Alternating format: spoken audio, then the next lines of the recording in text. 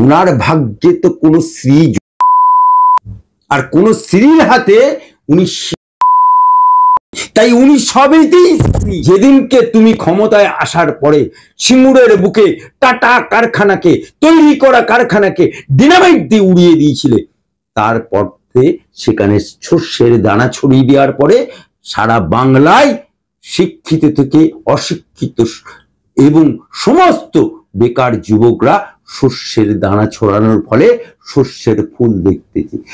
এখানে কর্ম নেই বলে তুমি বলো ঘুগনি তৈরি করো, চা তৈরি করো, মুড়ি ভাজো, লজ্জা করে না? আজকে বাঙ্গালকে কাঙ্গাল তৈরি করে সবইতেই ভিক্ষাশ্রী হাতে কটরা হাতে ধরিয়ে দিতে, ऐसा दिन ज्यादा दिन नहीं चलेगा। পুলিশ তুমি যতই মারো ডিএ তোমার বাড়ছে না, পুলিশ তুমি যতই দলদাস হও ডিএ তোমার বাড়ছে না, পুলিশ তুমি যতই তৃণমূলের পা চাটো ডিএ তোমার বাড়ছে না। একজন আইপিএস হোক আর এসআই হোক আর সাব ইন্সপেক্টর হোক, ওসি হোক আর এসডিপি হোক, তাদের মাইনেটা কোনো মাইকে লাল দেয় না, মমতা ব্যানার্জির বাপ দেয় না, মমতা ব্যানার্জির খালা আপ্পা দেয় না, মমতা ব্যানার্জির নানা শ্বশুর দেয়। কুণাল ঘোষ যার কাজই হচ্ছে এর পেছনের বাঁশ ওকে, ওর পেছনের বাঁশ ওকে। আবার আমার হাইকোর্টে এসে রুল জারি হলে আব্বা হুজুর আমাকে ক্ষমা করে দাও, বাঁশ কোথা না ঝাড়ে নিল কিন্তু ওই পুলিশগুলোর পেছনে। কারণ মমতা বাবুর সরকার চিরকাল থাকবে না, মমতা খালার সরকার চিরকাল থাকবে না। 26 সালকে পাখির চোখ করে আজকে পরিযায়ী শ্রমিকদের জন্য উনার দরদ উতলে পড়ছে, উনার বুকের যন্ত্রণা উতলে পড়ছে। ঐতিহাসিক ভাবে চিহ্ন রাখার জন্য আপনি বাবুঘাটে যান, লঞ্চগুলো যত দেখবেন সব শ্রী, সব শ্রী। পরিযায়ী শ্রমিকরা ঘরে ফিরলে 5000 টাকা পাবেন। রাজ্যে কাজ নেই বলেই তো ভিন রাজ্যে গেছেন, তা তাদের প্রতি হঠাৎ মমতার এত দরদ উঠলে কেন? ভোট বড় বালাই, 26 সালে বিধানসভার ভোট বড় বালা, তাই মমতা ব্যানার্জি আজকে 26 সালকে পাখির চোখ করে আজকে পরিযায়ী শ্রমিকদের জন্য উনার দরদ উতলে পড়ছে, উনার বুকের যন্ত্রণা উতলে পড়ছে। তাই পরিযায়ী শ্রমিকদেরকে 5000 টাকা করে উনি শ্রী দেবেন, কর্মশ্রী। উনার ভাগ্যে তো কোনো শ্রী আর কোন স্ত্রীর হাতে, তাই উনি সবেতেই স্ত্রী। যেমন ধরুন অনেকে আপনার জানা আছে সিদ্ধার্থ শঙ্কর রায় কল্যাণী করেছিল, তাই কল্যাণী নামক একটি মহিলার প্রতি উনি আসক্ত ছিলেন বা ওনার খুব ঘনিষ্ঠ ছিলেন, তাই কল্যাণীকে স্মরণ করার জন্য উনি কল্যাণী শহর করেছিলেন। এটা করেছিলেন সিদ্ধার্থ শঙ্কর রায়।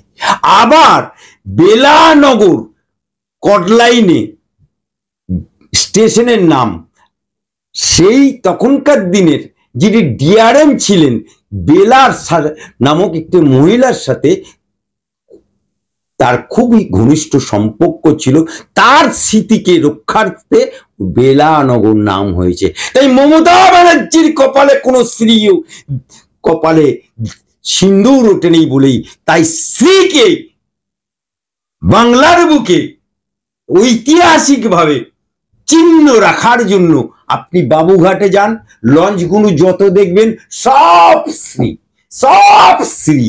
আর এই জন্যে কর্মতো শ্রী। আজকে মমতা বাবু, মমতা খালা, মমতা আপা ইয়াদ করো, ইয়াদ করো, তুমি বিরোধী নেত্রী। সেদিনকে ছিমুরের বুকে তুমি যদি আন্দোলন না করতে, সেদিনকে যদি বিধানসভা না ভাঙতে, সেদিনকে আজকে সিঙ্গুর কারখানাটা তৈরি হলে আজকে কর্মে ভরে যেত। আজকে সানন্দা, গুজরাটের যেমন সানন্দাতে কর্ম আজকে ভরে উঠেছে, শুধু সিঙ্গুরে কারখানাটা যদি টাটাদের হতো তাহলে অ্যাক্সিলারি শিল্প আপ টু হুগলি থেকে বর্ধমান পর্যন্ত শিল্পে ভরে যেত এবং তার সাথে সাথে বাংলার শিল্পের মেরুদণ্ডটা সোজা হয়ে উঠতো।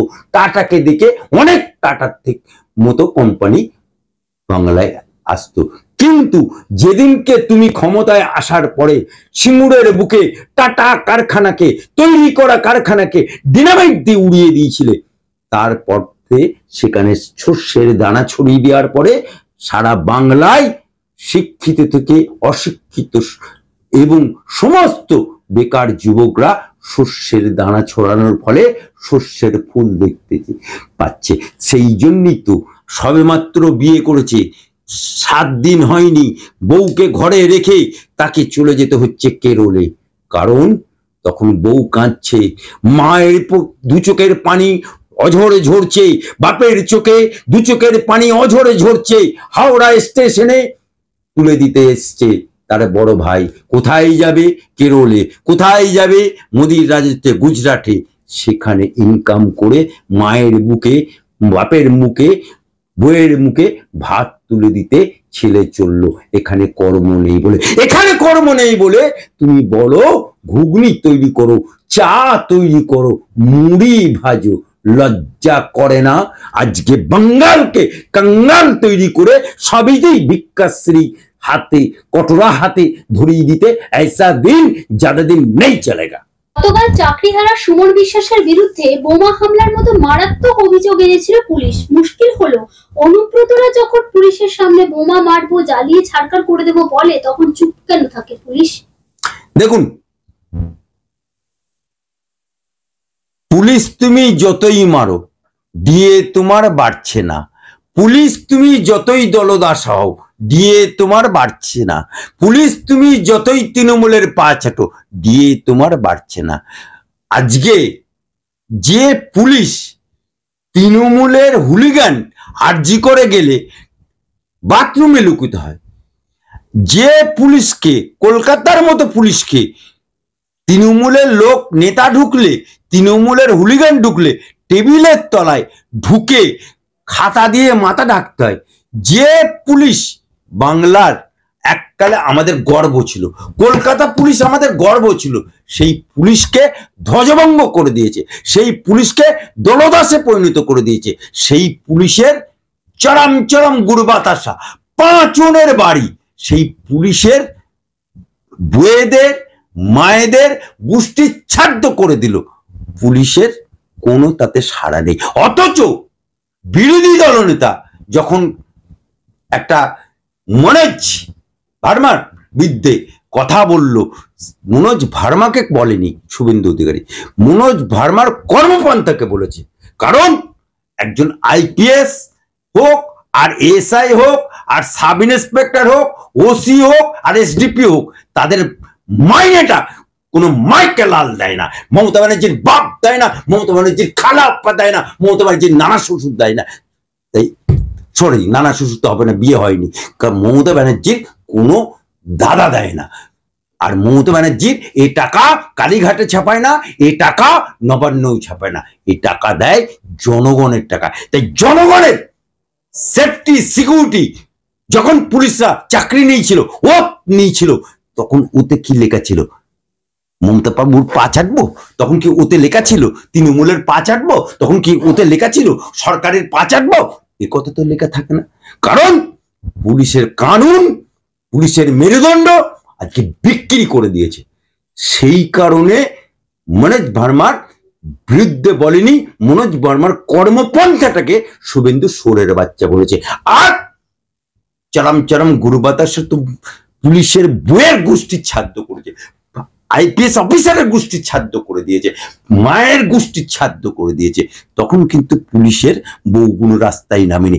আজকে পুলিশের বউগুলো প্রেস কনফারেন্স করছে একজন কালীঘাটের পুলিশ অফিসারের কথায়, এবং এই কুণাল ঘোষ যার কাজই হচ্ছে এর পেছনের বাঁশ ওকে, ওর পেছনের বাঁশ ওকে। আবার আমার হাইকোর্টে এসে রুল জারি হলে আব্বা হুজুর আমাকে ক্ষমা করে দাও, সেই তার কথাই এসছে। কিন্তু সেই যে সুলতানা, যে পুলিশের নারী প্রথম আওয়াজ তুলল, কথা বলল, সেই সুলতানা বিবিকে বলতে চাই, তুমি তো মুসলমান, নারী, আমিও মুসলমান, সৈয়দ বংশের ছেলে, মুসলমানের নারী হয়ে কোথায় তোমার মাথার উপরে পর্দা, কোথায় তোমার আব্রু, কোথায় তোমার পর্দা?